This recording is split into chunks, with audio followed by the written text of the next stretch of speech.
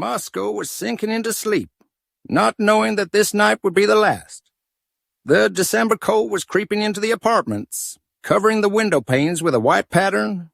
Dump trucks were still smoking in the streets, shoveling snow into huge gray drifts, and people were rushing about their business, unaware that with dawn none of them would go to work anymore.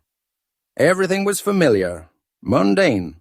The hustle and bustle, the eternal traffic jams, the noise of news from taxi radios, the roll call of janitors in hastily unbuttoned pea jackets. There were hours left until the end of the world. Maria was lying in bed, wrapped in a blanket, listening to her daughter's steady breathing. Anya was only 8, but she was already used to life on the outskirts of Moscow, to long morning trips to school, to her mother's eternal, "Dress warmly, it's freezing outside." Maria worked as a nurse at the district hospital, a lot and hard, but she tried to make sure that her daughter had everything she needed. It would never have occurred to her that tomorrow the whole world she fought for would disappear in flames. It all started suddenly. At 3 o'clock in the morning, she was awakened by a sound, booming, long drawn, as if splitting the sky itself. She sat up in bed, trying to figure out what it was, an airplane? Thunder? No, something else. Alien. Incomprehensible. The ground shook. The house shook. Windows rattled. Screams came from the street. She rushed to the window and saw something dazzling white flash in the darkness, reflected in the windows of high-rise buildings. The phone beeped with an alarm signal, an emergency alert. "Stay indoors! Don't go outside! Government forces are evacuating!" But a minute later, the network disappeared. The light blinked and disappeared. The rumble increased, and the first explosions were heard in the distance. Maria knew she couldn't wait. She rushed to Anya, woke her up, quickly pulled on a jacket and boots for the child, threw her blanket on top. Her heart was pounding in her chest, but she forced herself to breathe evenly. The main thing is not to panic. The hallway was full of neighbors, confused and panicking. Someone was clutching the phone. Someone was crying. Someone was already rushing down, pushing others. Maria grabbed a plastic bag from the kitchen, stuffed in several cans of stew, bread, a bottle of water, a couple of T-shirts. There was no more time. He and Anya rushed down the stairs. It was different on the street. There was no light, but the city was illuminated by fire. Somewhere in the distance, the Ostankino Tower was burning, and dark silhouettes hung high in the sky, huge and menacing. The cars were abandoned, and some of the alarms were screaming, but people weren't paying attention. No one knew what to do, where to run. The first explosion occurred at a nearby intersection, knocking a huge hole out of the ground. Thick smoke poured out of it, soaked in smoke and something alien, poisonous. People scattered, some fell, some screamed, some tried to help. Maria tightened her grip on her daughter's hand and ran. "Army, where is the army? Where are the police? Where is everyone?"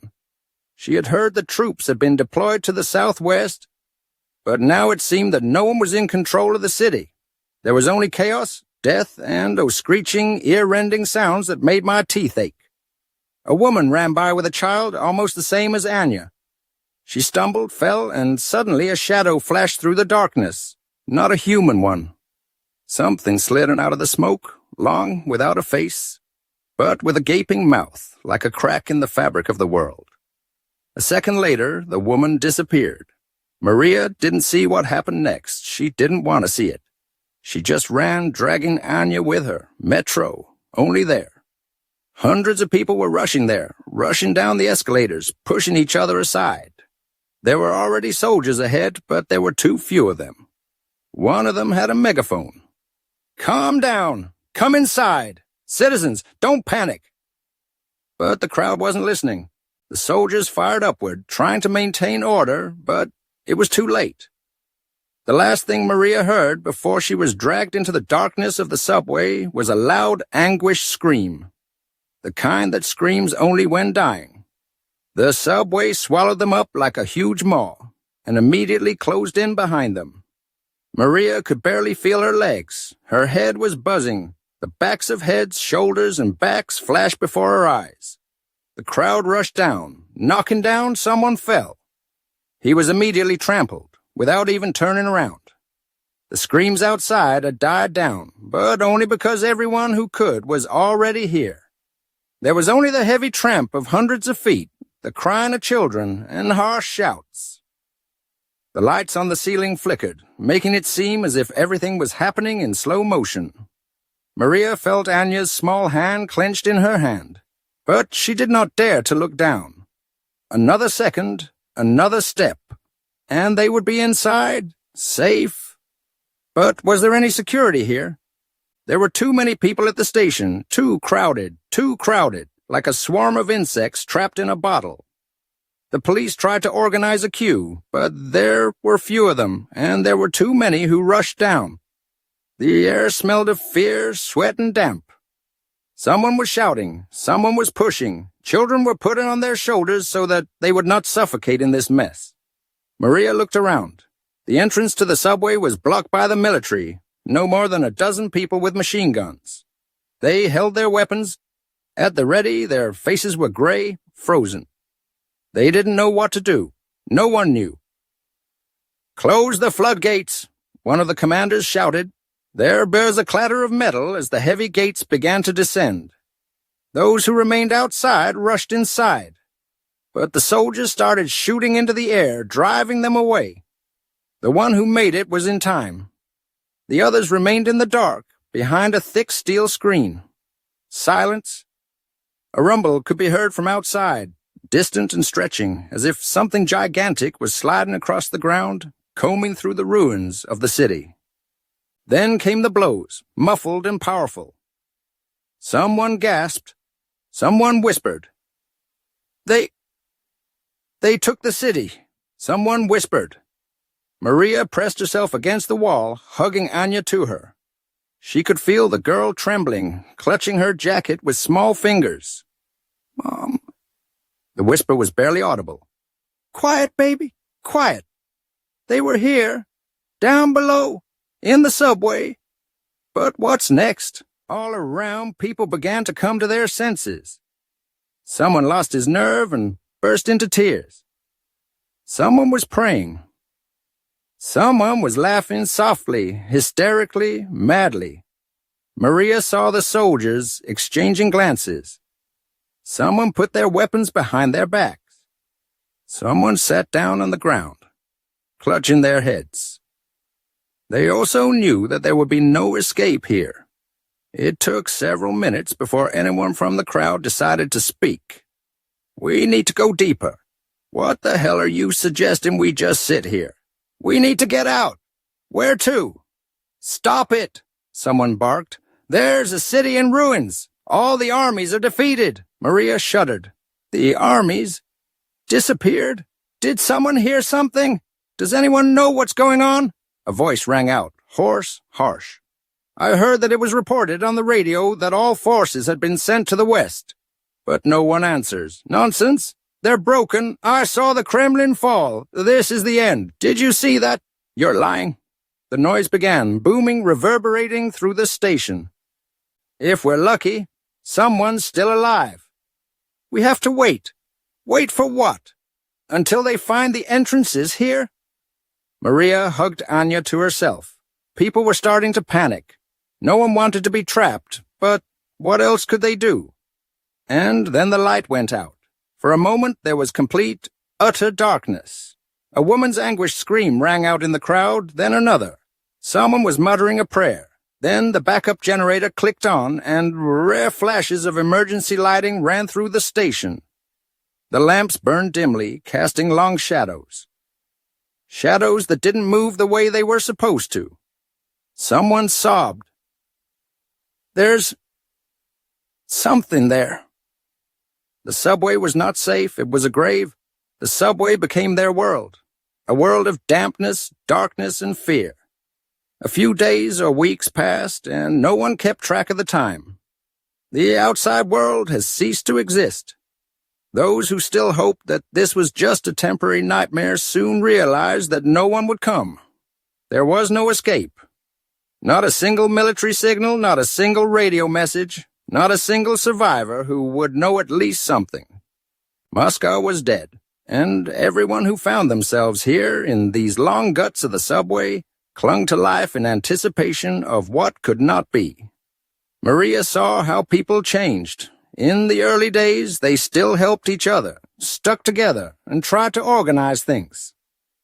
Someone was trying to make lists, figure out how many people there were, and someone was handing out water and food. There was a feeling that they could hold out, that they could wait underground. Maybe the world still exists. Maybe the government has retreated and is gathering forces. Maybe they just need to wait. But the days passed. There's no news. There are no signals.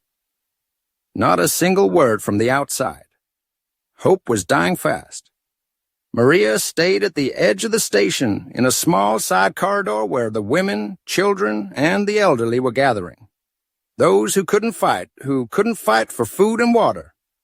They huddled in this dead end like rats, hiding from the crowd.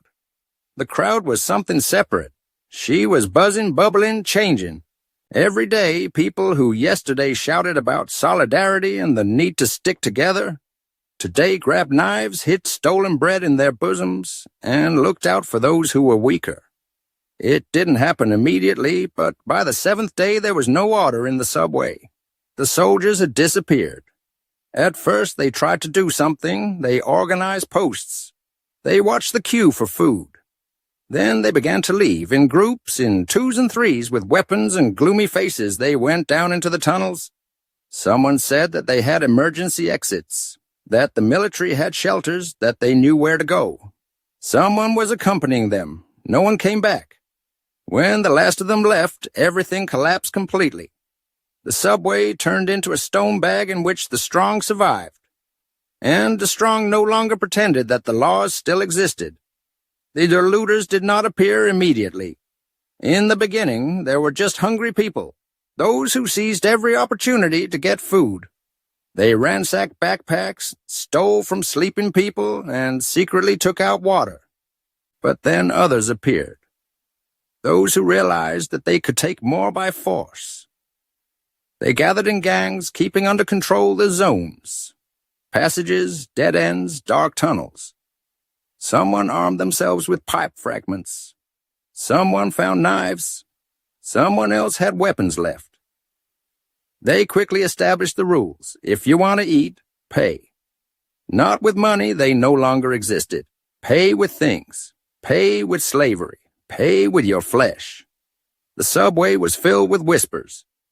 People said that someone goes into the tunnels and doesn't come back. That children should be kept close by. That it's better not to go to the back halls now.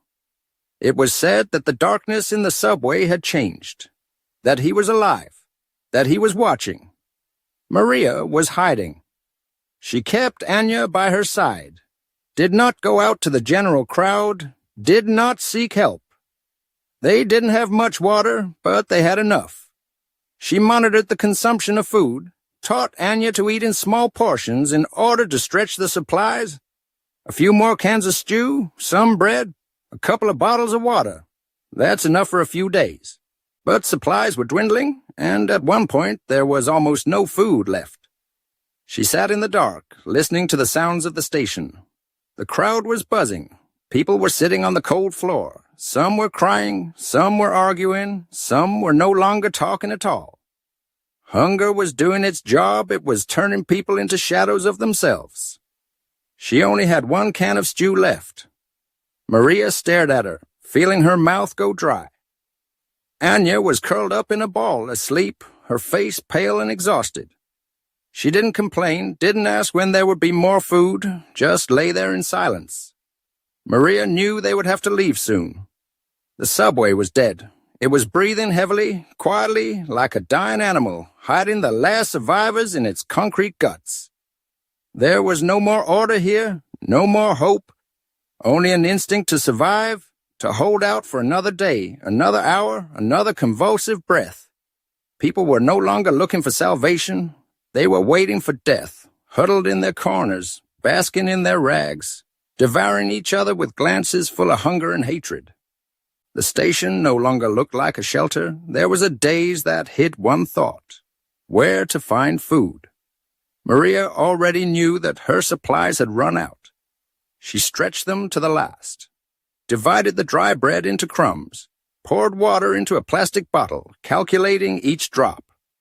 Now there was only one can of stew left, cold, heavy, like a metal symbol of their doom.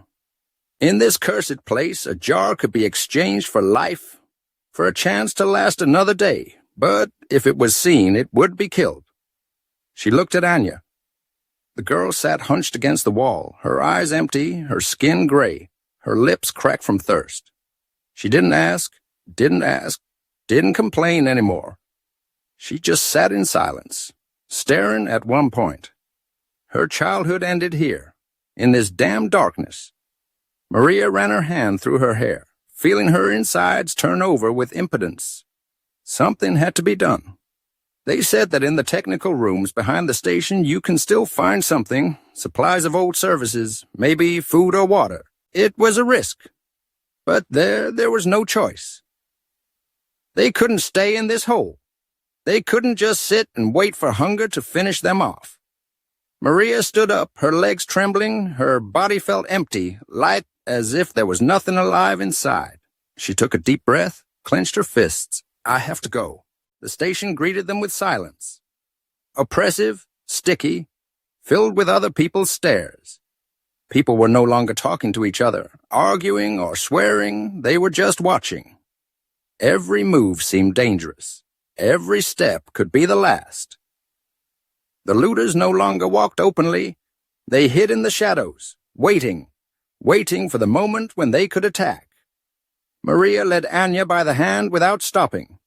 They moved along the wall, trying not to attract attention. Every step was a hollow echo in his chest. His heart was pounding unevenly, and his breathing was shallow. She could feel cold sweat trickling down her back. They must not stop. They must not show weakness. She knew they were being watched. I felt it as soon as they moved away from the center of the station. Quiet footsteps, cautious, imperceptible, but she heard them. Someone else's presence breathed into my back, making my skin crawl. They reached the technical room. The door was ajar, gaping like a dark mouth leading deep into the abandoned corridors. Maria pushed Anya inside and closed the door behind her. Darkness. She listened. It was quiet outside, but she knew he hadn't left. He was there, waited. Maria began to rummage through the drawers by touch. Her fingers trembled, but she continued to search. Empty. Old rags, pieces of rusty metal, a broken lantern. Then something rustling, light, plastic. She froze, touched it with her fingers, a small package, breadcrumbs. Her heart sank. The creak of the door. Maria did not move. He came in. She felt a chill run through her skin and slowly looked around. Thin, tall, pale, skin-covered face, sunken eyes. There's a knife in his hand. He was looking right at her. He was silent. Maria shielded Anya, clutching the package in her hands. He took a step forward. He didn't need a girl. He needed food.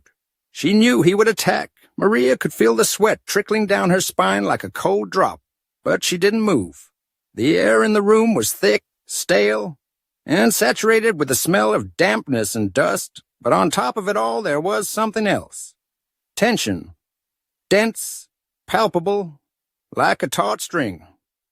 The man stood in the semi-darkness. His breathing was slow, barely audible, but Maria felt every movement of his body, every shadow in the depths of his eyes. He was on edge, hungry, distraught, alive, but no longer human. Anya hid behind her mother's back, not making a sound. Maria knew that the girl understood everything, that she feels the same as herself, hopelessness, fear, but with it, a willingness to fight. She wanted to turn around, hug her daughter, tell her that everything would be fine, but she couldn't. Any weakness could become fatal. The man took another step. his bare feet barely making a sound. He slowly tilted his head, his shoulders twitching slightly as if he was measuring, calculating the distance, looking for the moment to strike. Maria squeezed the biscuits tighter. That was the only reason he was here. He was willing to kill for them. Her heart was thudding fast, and her blood was pounding in her temples. She knew that if he attacked, she would have no chance. He was taller, stronger, maybe even faster, but she had a knife. The man froze. Maria looked into his eyes and saw there not rage, not anger, but emptiness. He wasn't violent. He wasn't someone who took pleasure in pain. He just wanted to live, and he could have killed for it. "Give it back," he said softly. His voice was hoarse, dry like a man dying in the heat asking for water. Maria did not answer. He bowed his head a little lower. "It's not your food." Her hands were shaking. "This is my food." He took another step forward. Maria abruptly held the knife out in front of her. He froze. There was a moment of tension between them, one brief, barely perceptible moment, but then everything exploded. He rushed forward. Maria screamed and staggered back, but he was moving fast, too fast. His hand grabbed her wrist, squeezed like a vice, wrenching her fingers, forcing her to let go of the knife. The pain flared up like fire. She hit him with her elbow, but he was stronger. Her back slammed into the wall, and his hand pressed her into the cold concrete. "Give it back," he whispered again. Maria wheezed and tried to breathe, but his grip was like steel. Anya screamed. The scream cut through space, peering through the brain, making the man flinch. He turned his head, and that moment was enough. Maria hit him with her head right in the bridge of the nose. He staggered back, sobbing, clutching his face. Maria broke free, fell to the floor, grabbed the knife, but he was already there.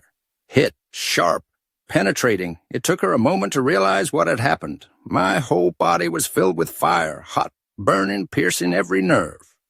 She lowered her eyes. The knife was sticking out of her stomach.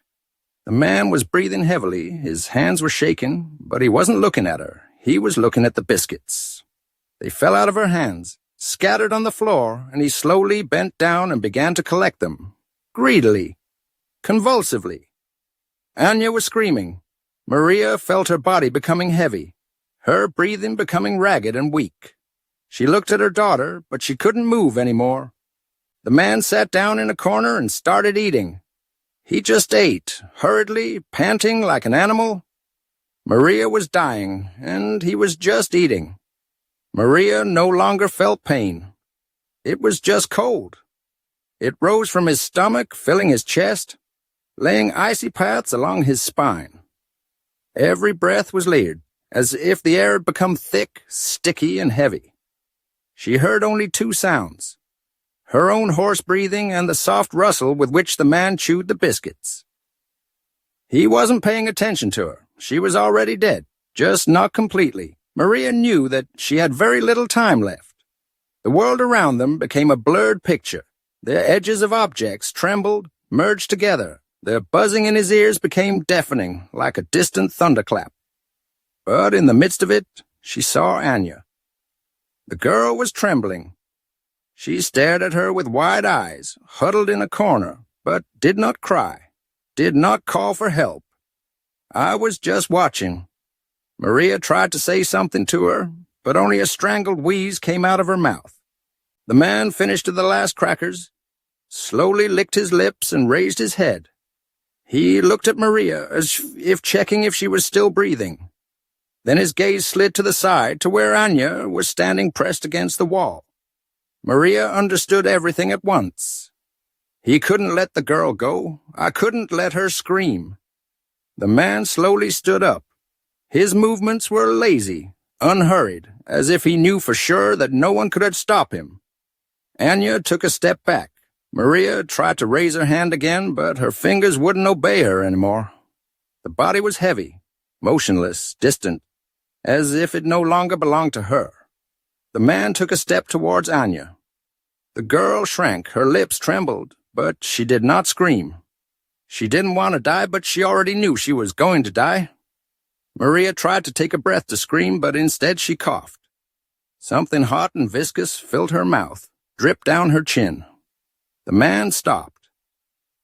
He looked at her again, as if surprised that she was still alive. Then he bent down and picked up her knife. He squeezed it in his fingers.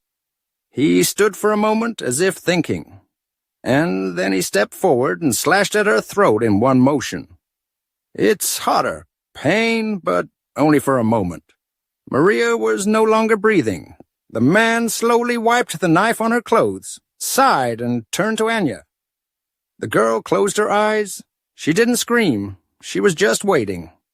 The knife flashed in the dim light of the emergency lamp, and then the room went quiet again. The subway swallowed them up.